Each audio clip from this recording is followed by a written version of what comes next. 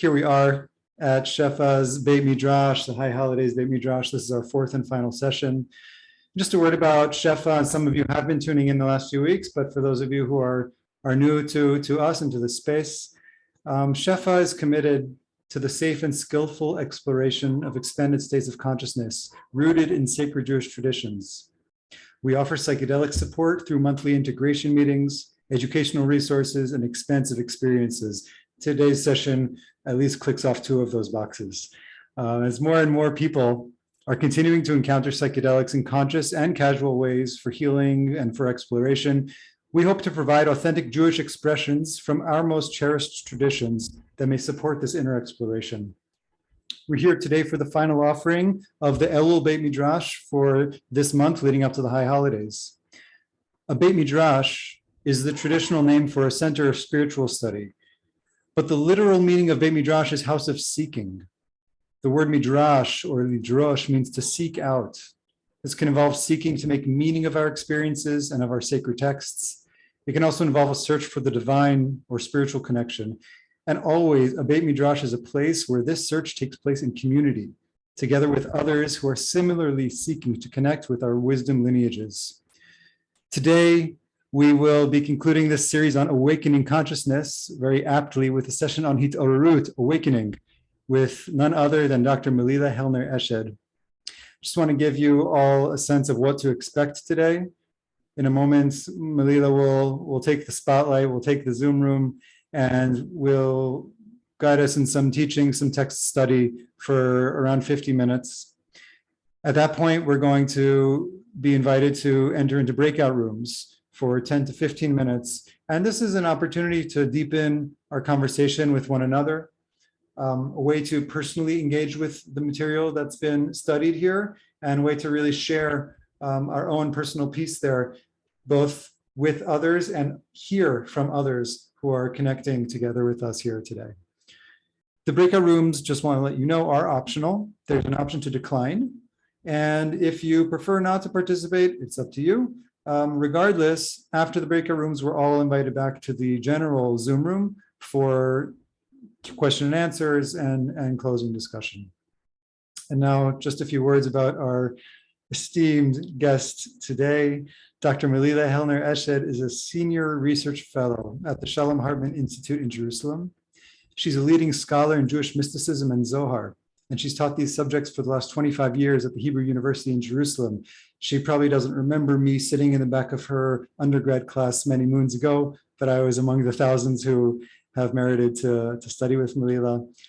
She also serves on the faculty of the Institute of Jewish Spirituality and teaches and works with Jewish communities around the world.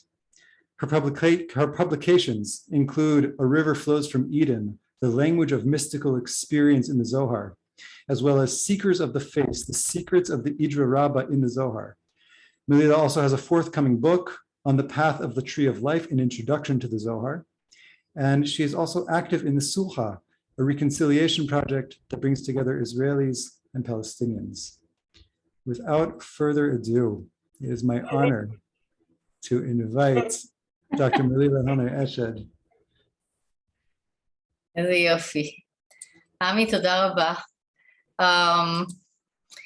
I'm delighted to be here. I'm speaking to you from Jerusalem, lest you think I'm in India or something. I'm actually in Jerusalem.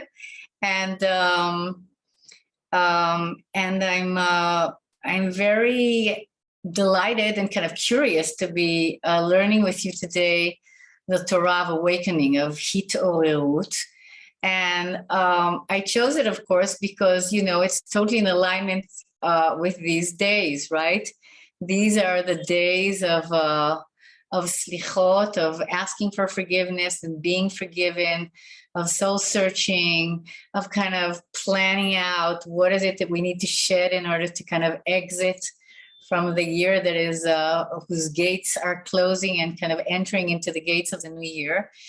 And I wanted to allow us to explore ideas about awakening in Tanakh, in the Bible, in Midrash, and mostly in Zohar, in this great book of splendor, which is the jewel in the crown of Jewish mystical writing. But I want to start with a devotional poem, with a piyut. And if Ami shares the screen with our text, I want to say a few things about this piyut. It's a devotional poem written in the 11th century. Okay, we're talking ancient stuff. Yeah, that's great. And it was written by Yehuda ibn Bilam from Sidilia. And in many different Jewish ethnic communities, this devotional poem is sung in different melodies throughout the days in which people wake up at night before the crack of dawn, or after midnight, to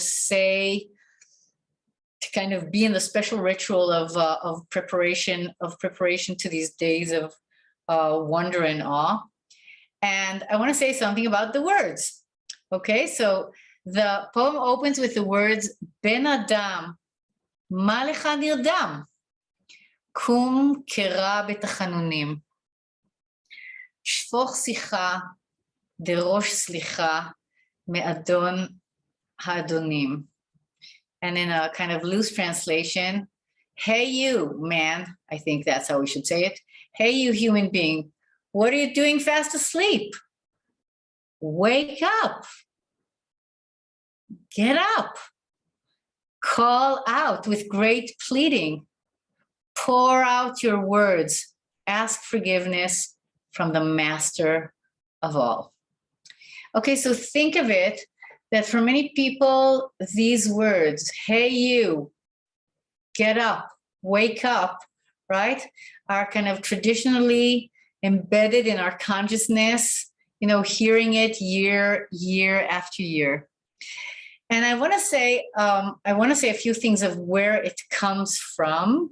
So I'll just start by saying that the word Ben Adam, Ma lecha nirdam, comes from two different places in the Tanakh, in the Bible. Ben Adam is the way that God in the Bible turns to Ezekiel. That's the language that they talk, okay? In his expanded states of prophecy, which are amazing. Remember, Ezekiel has to bring horrific prophecies onto the people of Israel. But he also is privy to one of the most incredible, ecstatic, visual encounters with the divine chariot and the divine beings, okay? That's why the words of our Ezekiel are kind of the ground text of Jewish mystical writing, because we have documented in such an ancient text in the Tanakh, in the Bible, his experience of seeing. So Ben Adam is the language in which Yechezkel is addressed. But the next words, Ma lecha nirdam, I want to say a few things about them. And the words Ma lecha nirdam come from the book of Jonah. Okay, they come from the book of Jonah. Maybe we can scroll down just a minute to the book of Jonah. Do we want to have some audio first, or Yeah. No, in a minute we'll have the audio. Don't worry, we're going to have the audio. I will not miss having that audio. But I want to say something about where it comes from, because I think it's the first part of what I want to talk about. What does it mean to wake up? What does it mean to be asleep in this world? And it's in the first chapter of the book of Jonah. The book of Jonah has 4 kind of amazing, chapters that should be made into an opera or a Broadway thing. And we read Jonah in the afternoon of Yom Kippur, of the Day of Atonement. We read Yom Kippurim. We read when we're all a little dazed and stoned from being, fasting, and it's the afternoon. We read this story. And in the story, in this first chapter, I want us to look at it for a moment. We have a story about resisting to open up to the voice, resisting to open up to the voice of divinity or of the sacred, and resistance to acting upon it, resistance to taking responsibility to be in this world. So just a few things about this amazing chapter. I'm delighted I'm going to be teaching it this year in Brooklyn in Yom Kippur, and it says the following. It says that the word of God came to Jonah, son of Amittai, saying, arise, get up, nachon kum, go to Nineveh, that great city, and proclaim against it, for their wickedness has come up before me. Jonah rose up to flee unto Tarshish from the presence of God. And he went down to Jaffa, found a ship going to Tarshish, paid the travel fare, and went down into it to go with them unto Tarshish, away from the presence of God. Okay, so just feel that. Somebody just wants to shut their ears, not let that in, not open up, and clearly not surrender to that voice. But God hurled a great wind into the sea. And there was a mighty storm in the sea, so that the ship was about to be broken. And the mariners were afraid and cried, every man unto his God. And they cast forth the wares that were in the ship into the sea to lighten it. And Jonah went down into the innermost parts of the ship, and he lay and was fast asleep. The captain came to him and said to him, hey man, what are you doing asleep? Arise, call upon your God, so that God might think upon us, that we maybe will not perish.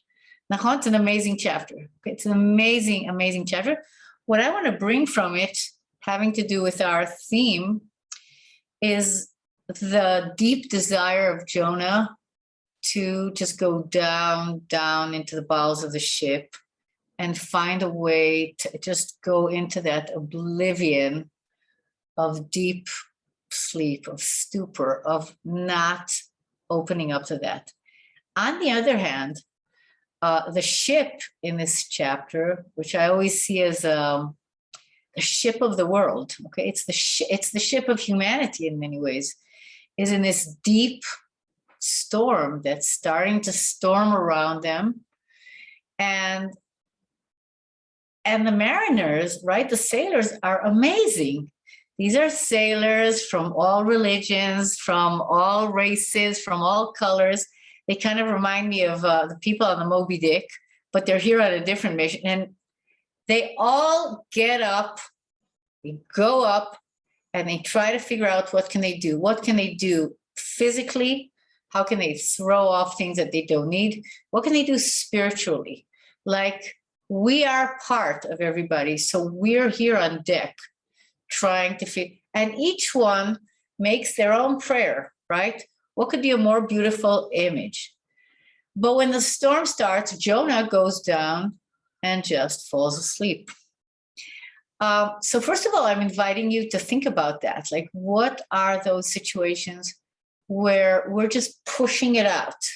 We're pushing out something that is calling to us, okay? We're pushing it away. It is too much to handle. It's too, then we learn from Jonah why he decides also to do this. And then comes a great, great moment. There is a captain to this ship. There is a captain. This ship is not flowing without captains. And the captain goes down into the ship and he finds Jonah asleep and he says, Ben Adam, what are you doing asleep? We're in the middle of a death-threatening storm. go up there, do what you're supposed to do, wake up, wake up. And the wonderful thing about the captain is the captain doesn't say, if you go up, we will surely be saved.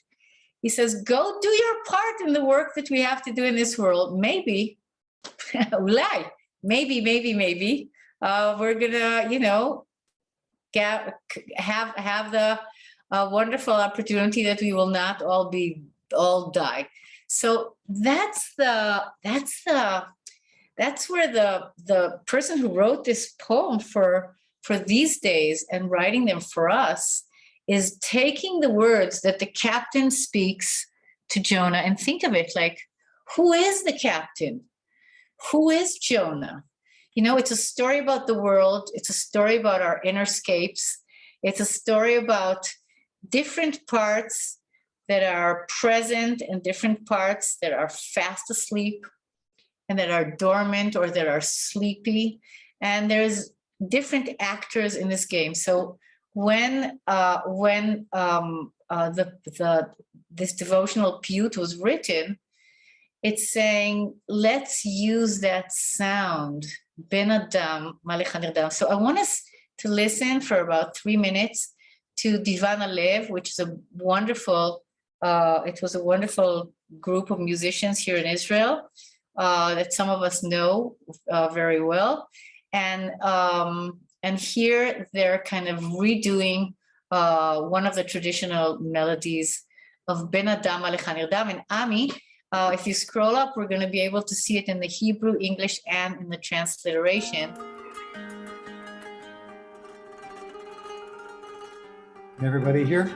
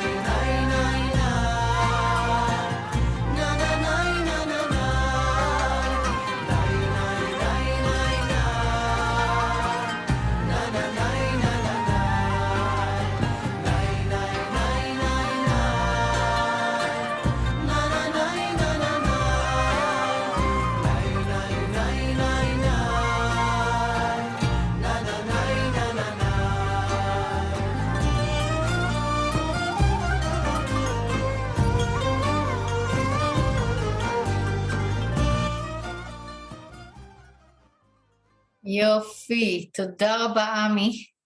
Yeah, that's a beautiful take on Ben Adam Malech HaNirdam. And I want to move with that question of why are we nirdaming? Why are we asleep? And turn to the next page on our. The name of the band is Divan Halev. The Diwan of the heart, Divan Alev. I think Ami can put it on the chat. You can put it in the chat. Okay, I want to move now into, I have also Maimonides on the pages, but I brought Maimonides mainly to say that that we have in his in this 12th century genius, the understanding that the call of the shofar, I think Art Green spoke about it in the Beit Midrash when he was doing it here, that the call of the shofar on Rosh Hashanah is about the awakening of consciousness, okay? It's not that we just do it because there's a commandment to hear that, but that the sound, that sound of the horn being blown is in order to awaken us, saying, wake up, sleepy ones from the sleep, from that slumber, inspect your deeds, repent. Remember, I'm not going to read the whole thing because we don't have the time. And also there's something harsh and powerful about the way that Maimonides speaks about the way we can wake up. So I want to turn now to the next century, into the 13th century, when the Zohar appears on the horizon of Jewish literature, and say that that the Zohar, which is a Midrash on Torah, and is the epic story of a mystical group, the life of Rabbi Shimon Bar Yochai and his group of disciples that are actually looking for different kinds of ways of waking up. And I wrote a book about this because it was so interesting, and I found it so fascinating that in the Zohar, there are so many ways of calling us to awaken. And sometimes it's sweet. It's the sweet voice of Torah saying, wake up, wake up. Sometimes it's the thundering celestial herald, kind of calling in a powerful voice saying, wake up already. Like, why is everybody fast asleep? Sometimes it's the voice of the teacher. It's the master. It's Rabbi Shimon Bar Yochai calling us towards this. And one of the things that I found fascinating is the question, why? Why are they all the time going back to the question of awakening? And looking at other world traditions, which I love very much, we see that there is not a religion, big or small, that doesn't have in it the language of the desire to wake up. Okay, I mean, maybe the most powerful is Buddhism, which is, right, the Buddha is the awakened one, right? It's those seeking to be awakened. We have it in Sufi traditions. We have it in Hindu traditions. We have, phenomenology about sleep and wakefulness and dream. We have it in every group that has that kind of intentionality.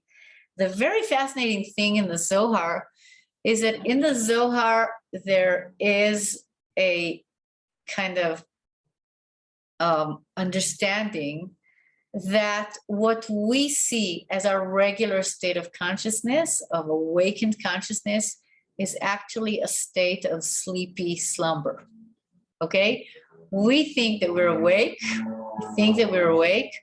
but we're actually in this kind of sleepy state. And the thing that's most fascinating about the Zohar is that the Zohar says, no conspiracy. Nobody's poisoning you. There's no tricks. There's no archons. There's no, terrible forces of evil that are out there to put you into this kind of poisoned, intoxicated state of sleep. Not only is there no conspiracy, but there's also alarm clocks. There's also awakening aspects built into our reality that are there to ask us to wake up. So one of the things that is very, very fascinating is to think, why is this so important for the Zohar? And that if actually we can be awake in a much more enhanced way than we spend our days and night being in, why is it that we're not waking up? And I think, that's the question that can be answered in hours and hours of talking about it. But I think that for people who have experienced a state of consciousness that is different or more expanded than their regular, pass me the salt and regular communication wakefulness, I think that's a very serious question. For the Zohar, being very Jewish mysticism, I think one of their ideas of why try and wake up and why even imagine that one can wake up has to do with a very ground myth that Adam and Chava, Adam and Eve, when they were created, had the capacity to see into the past and into the future and into the, right? לראות מסוף העולם ועד סופו. They had the capacity to see everything, okay?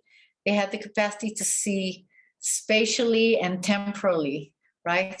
Into all directions. Now, that's a very fascinating description of the potential of humanity, to be able to be that expansive, right?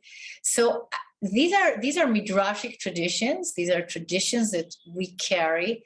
And I think that for the Jewish mystics of the Middle Ages, that was one of the reasons of saying, yes, we can. It's true. We tend to fall asleep. We tend to fall asleep on everything. We can fall asleep to the most waking, arousing and awakening thing. Humanity has that capacity of falling asleep. But I think, like Rumi says in his poems, Chevre, don't, wait for the end of the night. We're just trying to stay awake. We're trying to allow that state of consciousness to take place. And I think that, one of the questions maybe that we'll be speaking about in the breakout rooms, but think about it. If we can wake up, if we're just taking the Zohar for what it's saying for 5 minutes, right? We're here. Then why not? Why don't we wake up? Why don't we wake up? And I'm sure there's as many answers as the people in this Zoom room.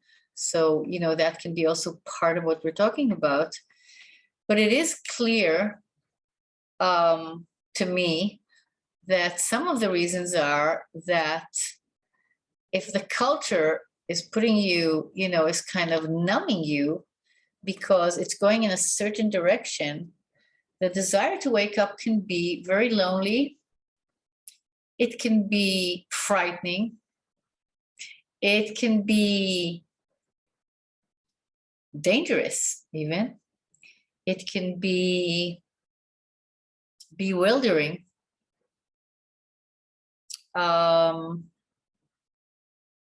Maybe sometimes we need teachers or guides to open the way to that wakefulness in a guided and gentle and protected way so that we wake up and don't freak out. That's very much the way Rabbi Nachman saw it. Rabbi Nachman was saying, most people are fast asleep, but you don't shake them up like I think Maimonides is trying to do. You have to figure out how to gently wake people up. And also just think of it. Just think of the responsibility. I mean, maybe if we wake up, we're going to have to do something. And maybe it's just more convenient, right, Iska? Maybe it's just more convenient to stay asleep. So it's a fascinating question. It's a fascinating question for each of us to ask. Like, if we have a capacity to be much more awake, why is it that we are not there? And I'm not even talking about the question of the love of sleep and the fact that within sleep sometimes, we have access. We have access to other domains of consciousness, of the dream world, of the collective subconscious wisdom, ocean of wisdom. That's another reason. But But I think the sleep that they're talking about is a sleep of being with everybody who's asleep or shopping. That's our main form of sleep, shopping. So, so the Zohar has all these ways of saying, wake up, wake up. So I want to read a beautiful, beautiful piece of Zohar that it belongs to a specific strata within the Zohar. And it's very, very ecstatic and experiential and revelatory. And generally it speaks in poetic hymn-like language. It's the next page, Ami. Yeah, there it is. Okay. Does everybody see? Is it big enough for everybody to see? Yeah, okay, great. So this comes from a part of the Zohar called the Tosefta. When the book that I wrote with my dear friend Omri Shasha is going to come out, the introduction to the Zohar, it's going to be coming out in Brandeis. You can all figure out what Tosefta is, but it's a part of the Zohar. And as I said, it doesn't have a narrative framework. It's just speaking experience. So I'm not going to read it in the Aramaic of the Zohar. The Zohar is written in a special Aramaic, but I will read it in English. And it says the following, Mishnah. Okay, we have a tradition. We say, the will of the deed, the knots of faith. A voice, the voice of voices awakened from above and below. Open-eyed we were. A wheel rolled from above to numerous sides.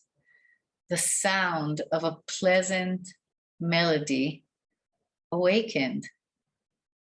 Awaken, sleepy, slumbery ones with sleep in their eyes, who do not know and do not look and do not see. Impervious ears, heavy heart, they sleep and do not know. The Torah stands before them, and yet they pay no heed and do not know upon what they gaze. They see, yet do not see. The Torah sends forth voices. Look, stupid ones, open your eyes, and you will know. Yet there is none who pays heed, and there is none who inclines their ear. How long will you remain in the darkness of your desires? Look to know, and the enlightening light will be revealed to you. I think we can unshare for a moment and we can all see each other. So I want to say something about this text. Yeah, I mean, you can feel, right, just from the rhythm, the music, the words, the choice, that it's speaking from the experience from an experience. And the experience is a very sensuous experience. Yeah, there's a melody, there are voices, there is a state which the Zohar group calls open-eyed we were. Okay, that appears a few times.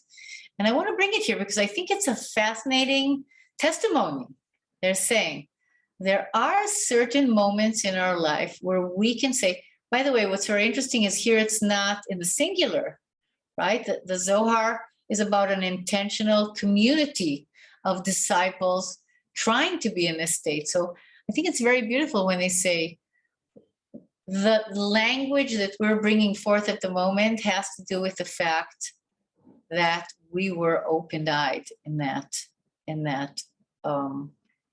moment or in that state. So and then we have this whole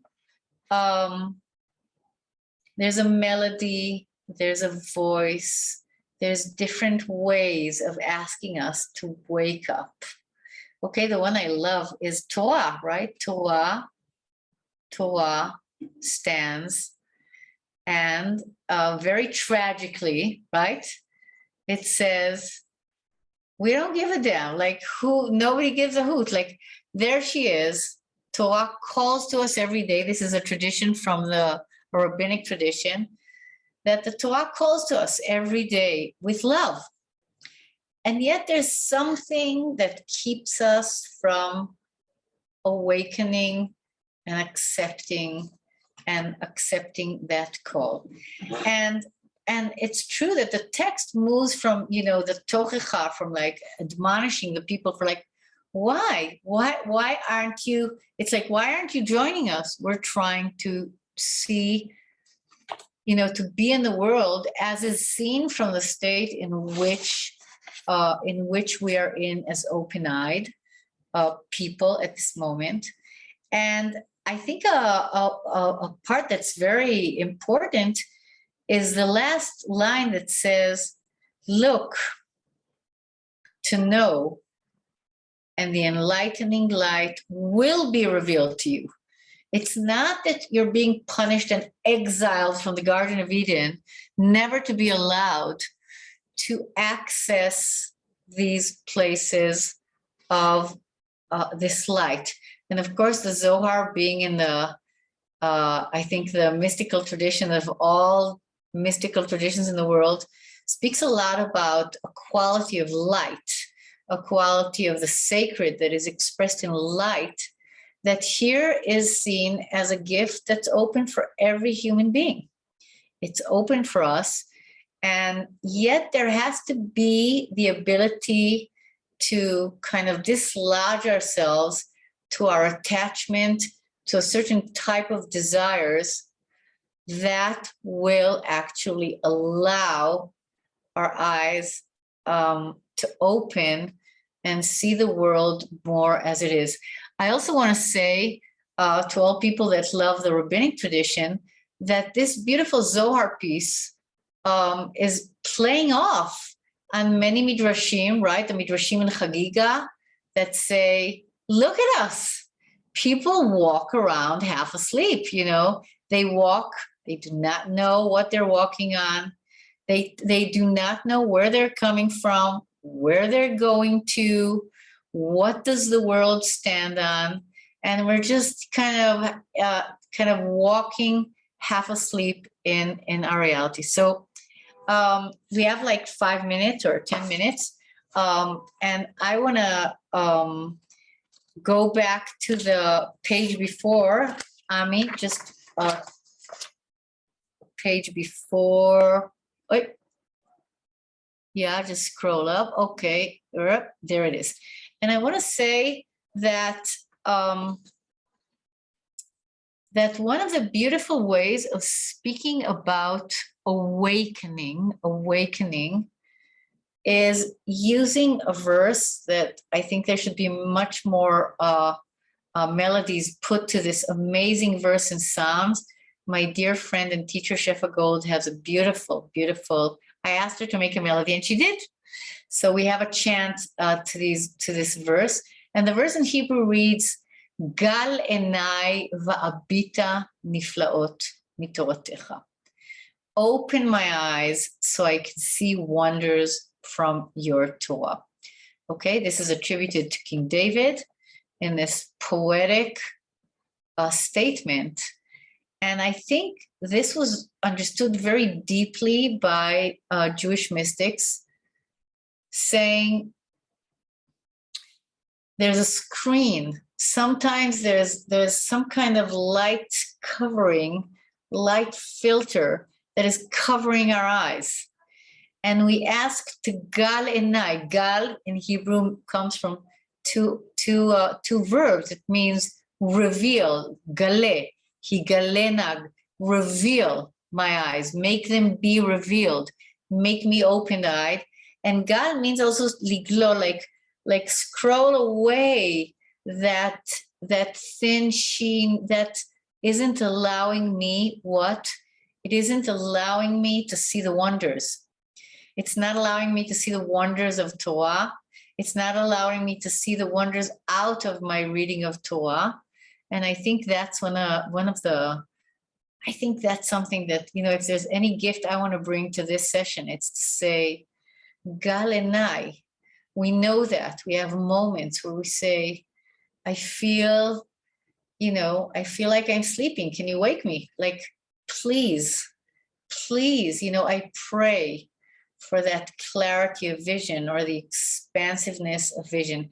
And I found this beautiful little piece that was written by Moshe de Leon, who was a very important person in the world of the creation of the Zohar. And he says, in one of his Hebrew books, Sefer Harimon, the book of the pomegranate, he says, look, the root of Torah is supernal wisdom, hidden and concealed, perceived only through its wondrous pathways. How wondrous are the offshoots. But since the root is wisdom, who can ever reach it? That is why Israel's sweet singer David sang Gal enai, right? Unveil my eyes so I can see wonders out of your Torah. So that's another thing I want to put into our basket of discussing awakening. And the last thing I want to say,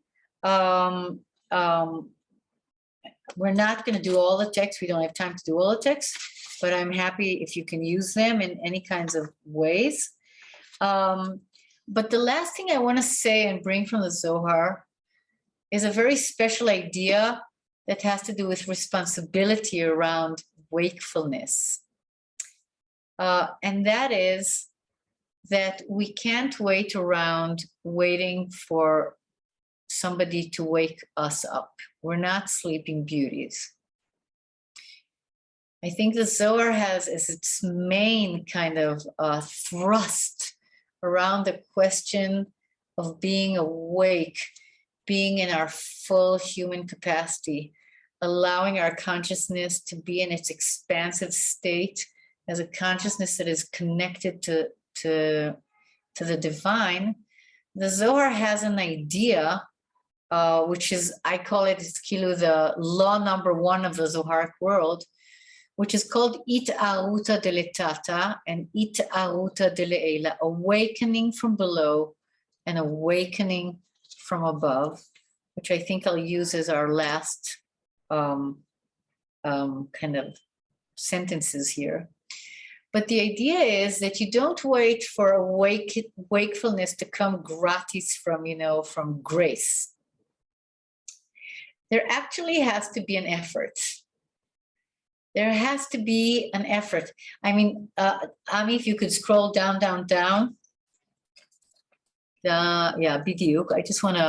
It's a very beautiful, okay, right? It says here, Rabbi Elazar says, I see that arousal above transpires only with arousal below, for arousal above depends on desire below. And here there's something very interesting that has to do with Hebrew. Okay, that in Hebrew, the word awakening is very much connected. It comes from the same word as the verb of arousing. When we're speaking about erotic consciousness or sexual arousal, we're using the same words.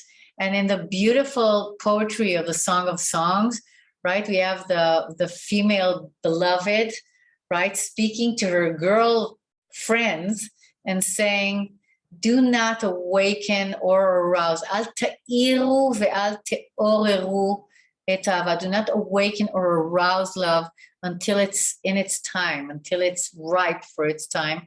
And we have there that beautiful image where she says to her beloved, under the apple tree, I aroused you, right? So in Hebrew, awakening can mean also awakening from sleep into a state of wakefulness. And it can also be arousal from the point of view of a quickening, an enhancing, something that's beyond our regular state and is an enhanced state that we know from different things. Okay, we know it from desire, right? We know it from the body. We know it from exertion. We know it in childbirth. We can know it from using psychedelics. We can know it. We know that. But I think it's fascinating that the Zohar says it is about itaruta deletata. It is our role and it is our responsibility to awaken first. And our awakening is what brings about the awakening from above and creates the reciprocal dance of the relationship between humanity and divinity that is always, at least in the Jewish mystical tradition, in an interplay, okay? This is not a tradition where divinity is transcendent and sealed off, but rather it's the part of the tradition that sees the total connection, right? The connection between the immanent and the transcendent, between the human and the divine. And therefore the great call is saying, the flame in our heart. Yeah, we have a beautiful, I'll just end with this reading. Rabbi Yehuda opened, this is a verse from Song of Songs. When the Zohar wants to say something really important, it's always from the Song of Songs. Ani ledodi ve'alai teshukato. I am my beloved's, and his desire is for me. This is the female protagonist says this. They have already established that through an awakening below arises an arousal above. For nothing awakens until something arouses from below. And we have a beautiful tradition where Rabbi Shimon Bar Yochai, on the day of his death, right, he says, I am now to my beloved, right? I am being drawn into the world of the life of life, because all my life I have awakened that desire from below. Ani ledodi, this was my life. Yeah, to be directed to my beloved. And therefore now, in my last day in the world, I like teshukato, the desire of the divine is upon me. Okay, there's going to be that kiss, the cleaving, the coming together. So those were a few small stations in the language of awakening in the Jewish tradition and in the Jewish mystical tradition. And I thank you for being attentive. And I think I will now await for my friend Ami to send us off to talk about this. I'll be happy to be in a room as well, you know, in one of the rooms if you wish, or if not.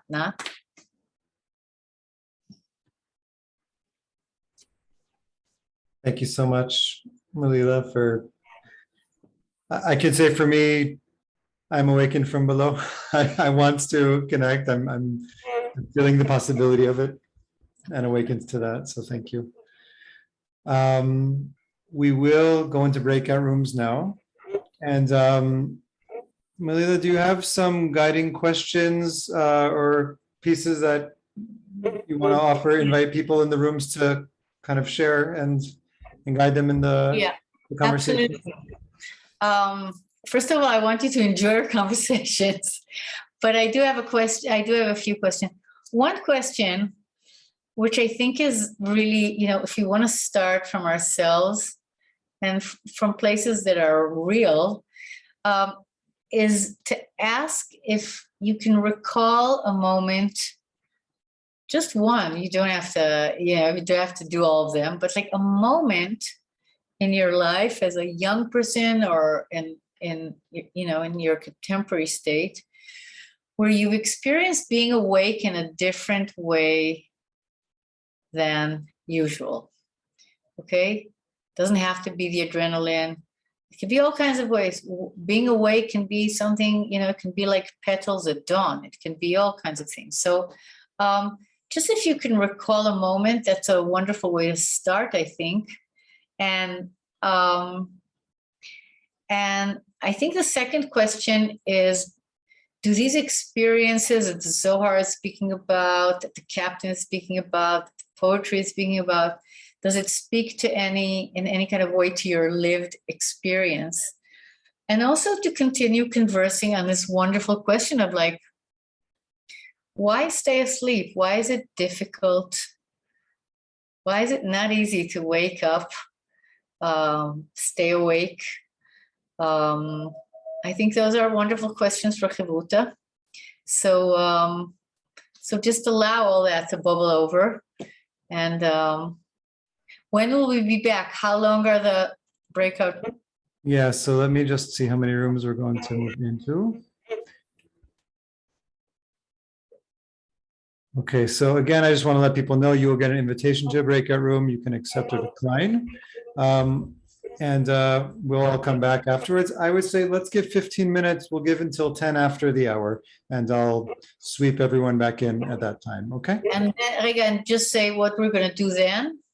Yeah, when we come back, thank you. After the breakout rooms, it will be question and answer for Melila, as well as sharing anything that came out from your small group discussions. And I just want to encourage people, the experience of the breakout rooms, some of us might be more withheld, maybe less forthcoming in sharing.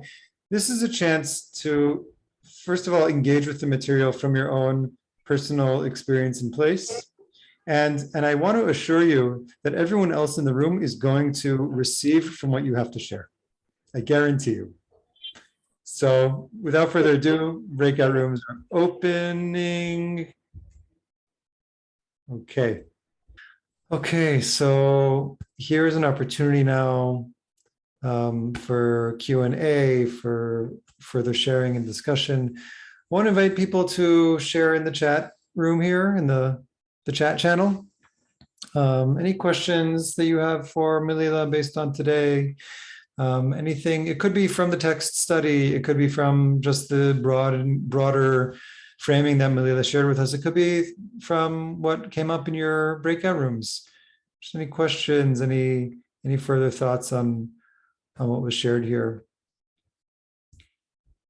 Before we get a question, we're waiting still for people to ask about Melila. I have a question for you, and this is etymologically. I couldn't help but notice when you were speaking of Hitorerut and eros and and erotic, just the shared sounds of those words. And in your studying, have you ever found a linkage there other than modern day Midrash? And you can unmute yourself.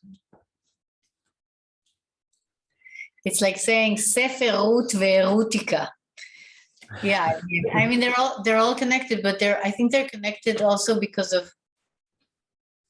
of lehitarot and le'arot, which is mingling and co-mingling, and it can be intercourse. It's like all those words are connected. Awake, intermingle, they're connected etymologically. Yeah, and I would say, I want to take some questions from the other participants, but just hearing your what you shared and in your answer, it also speaks much more deeply, perhaps, to what the Jewish idea of awakening is. That is a kind of interpenetrative, interconnective experience. I want to take questions here. Also, somebody's mic is making background noise. Please just see that you're muted. There's some feedback. Anyway, so here's a question for you, Melila. Yoni Gordis asks, how, according to the Zohar, will we know when we're awake? What are the signs of being awake? Well, קודם כל, יוני, איזה כיף לראות אותך.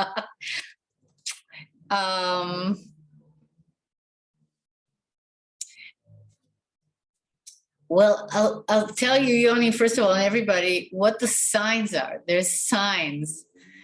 In the Zohar, when there's a state of kind of breaking through into a consciousness that isn't of the regular order, or into a state of meditating or music or expansiveness, that is not of the regular order, the first thing that happens to our protagonists of the Zohar, our Chavraya, is that they start crying. And that's how you know it's a cry of excitement and of release, and it's tears that are showing that something's flowing, that something's moving. And I think that many times it's that there's the way you know that something is broken into another state is that either the world responds, like in the Zohar says, oh, suddenly the earth was emitting fragrances, right? When they say that, right? It's because you're not in the regular relationship with it. But also sometimes it's laughter or crying. It's like, it's not the verbal expression, but it's an overflow. And I think that's one of the ways, like when somebody in the Zohar does a drash that kind of rockets beyond, everybody's everything responds. So I think that's, I can say that's part of an answer. I suppose, we could talk about this for a few days. I'm hearing you also speak, Melila, to something breaking through you. Yeah. There's a question here. You also mentioned earlier kind of comparative religion, looking at different spiritual lineages and traditions. Reverend Scott here is asking from a Buddhist perspective that there's the practice of letting go of our attachments to thoughts and of everything, for that matter, as a path to awakening, and asking, is there an equivalent in the Jewish tradition? And I'll add to that, we can compare it to other traditions, and if there's not equivalent, what are the paths to awakening in the Jewish tradition? Okay, that's a good way of kind of balancing out the question. First of all, Judaism is not Buddhism. I would like you to know. So even though a lot of my friends and we're making a lot of effort of finding language that kind of allows them to dance together, which I think is a very good idea. I think it's a very different tradition. It's a theistic tradition. Judaism is about the sacred. It's about the divine. It's about connectedness. It's about the relationship. And it's different in understanding the structure of all that is, or understanding the structure of consciousness. And also, I think that it's not really about letting go of the stories, because stories is what we are. We are. Judaism is about the choice to belong to a story. I mean, that's how I see it. It's a big story. We repeat it on every Jewish holiday. Of where we came from and what we went through and what we've come out as free human beings. But so actually the incredible techniques that Buddhism developed and cultivated of shedding is a very powerful technical path in working with consciousness. I would say that in this Jewish tradition of Jewish mysticism, it's actually holding on to the Torah. The Torah is the tree of life, okay? Etz chaim hi lamachazikim ba. That's what we say when we come to read Torah. But I think for them, the serious and very playful engagement with reading Torah and feeling the freedom to play, to move the parts around, to look beyond the letters, under the letters, above the letters, change them around. But I think that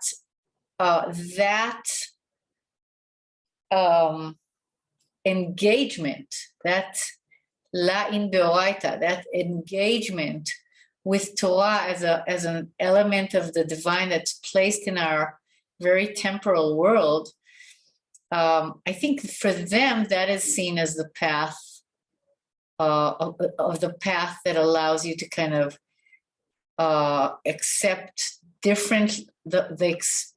presence of different levels of experience and different domains and levels of layers of reality, but also how to move through them. Okay, we move through them.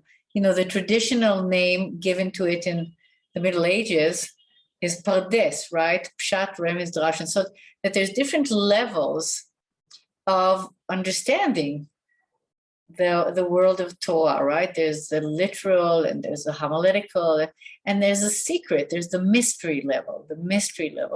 So I think if there was a great gift that Jewish mysticism gave the Jewish tradition, is saying, we want you to wake up to the idea, to the understanding that reality is more than what meets the eye. There are levels and layers upon layers of reality, and learning to access them is part of the wisdom of being human. Thank you for that. And perhaps a somewhat related on that theme, Nathan Natan Fisher is asking, in the Zohar, is awakening to the world that is coming ever conceived as a permanent state before one's corporeal death, right? Is awakening something that one reaches? I'm wondering if this question is also, do you reach enlightenment? Is there such a thing as somebody reaches the awakened state and then they stay there? Or is it perhaps something? Well, no. I would say that, like in Chassidut, that it says you can't be in one state all the time. It's all, our life is about oscillating between states. We oscillate between states, but there are people that cultivate more the ability to withstand to more wakefulness, right? That they can handle it, that they can actually use it. And Rabbi Shimon Bar Yochai, in the Zohar tradition, is the great teacher and master and shaman and mystic, and he has that ability to see through into the past and the present. So I think they're saying he's carrying that, and on his deathbed, right? Because he says, if I have something to be thankful for, is I feel that the flow of creativity that has come out of me like a river has not stopped, right? That river that allows me to connect to the world that is coming, because in the Zoharic language, the Olam Haba is not a world that comes after this world. Like we die, then we go to the Olam Haba. It's not like that. It's the Olam Haba Tamid. It's the world that is always coming. It is always here. It's always present. The question is our ability to access that plenty, or that Shefa, or that flow. Which is part of why we chose the name Shefa for the work we do. And on that note, I would love to hear your thoughts, Melila, of how these kinds of teachings, conceptual frameworks, and also practices of awakening might be able to offer support or guidance to people in experiencing or exploring psychedelics. Do you see a potential bridges between the kind of material you're sharing with us here and the psychedelic experience, or supportive tools for that?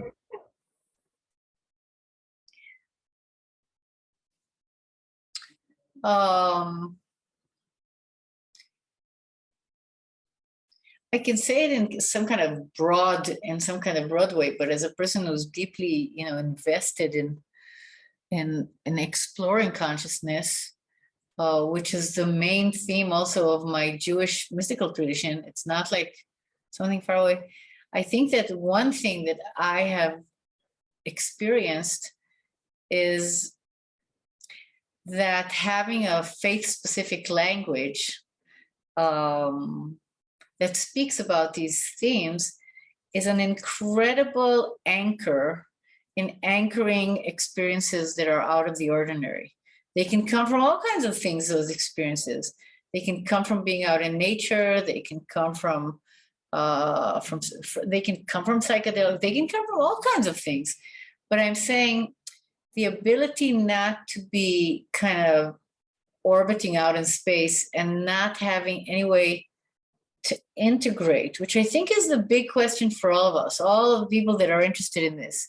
The question is, what, as human beings who want to be awake, who want to be responsible, who want to be on the deck with the sailors of Jonah's ship, like, I think the question of where do we find language? Where do we find language for these experiences? And I think traditions are a wonderful, wonderful treasure trove or treasure well of concepts and structures and language and images, symbols, that instead of our experience being totally lost in, I remember, many, many years ago, I was working in an ashram in Goa in India that was taking care of people that flipped out on the, rave beaches of Goa on full moon parties.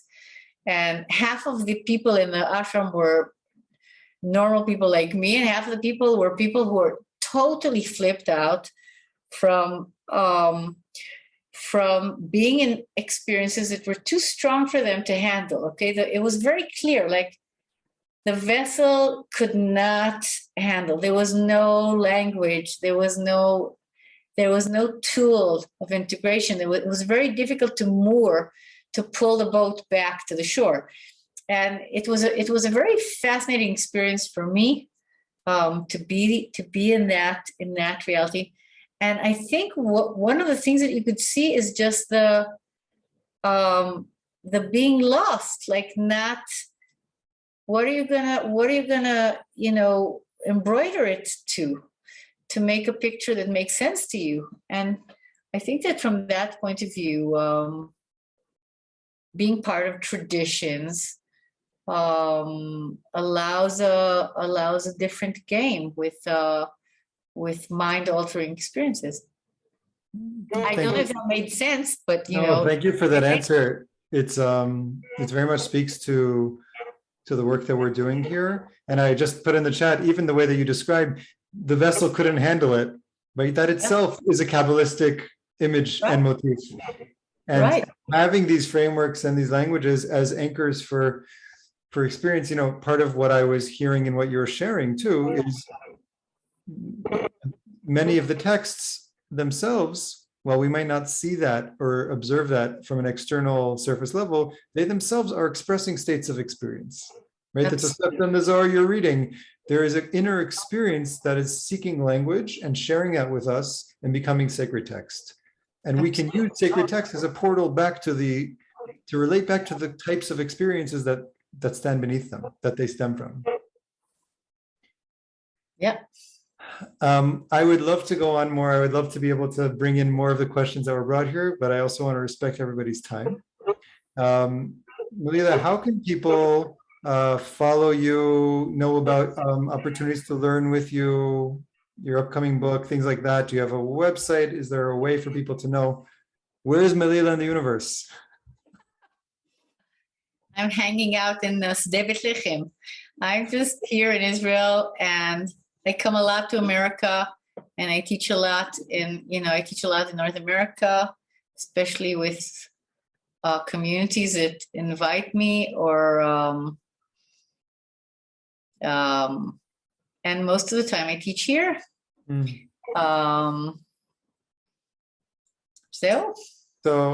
So you can all just read look the out book. for Melila's name, read the book, and also, if you're connected with a local community, you can see about the possibility of bringing her as a teacher to your community. And also, I work at Hartman. You could go into the Hartman website. There's a lot of my lectures are there, and they're open. I think they're open to anybody. And that's another Wonderful. way. Thank you. And I just want to thank everybody who participated. First and foremost, Dr. Melila, Hellner-Eshed, thank you for bringing us home with the last of this series. I feel like we opened it with awakening consciousness, and you've brought us to the state of awakening to really prepare us for Rosh Hashanah, to hear the shofar, to enter into the potency of the high holidays. It's really a time of consciousness opening to new possibilities. And thank you to everybody who's joined us for learning, for creating, being part of this emergent community. Feel free to sign up for our newsletter through our website, shefaflow.org, if you're not already.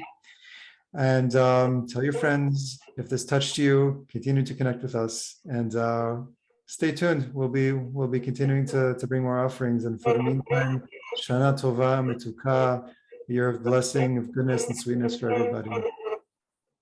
Thank you all so much. Shana Tova, everybody. May there be sweetness. Take care, everybody.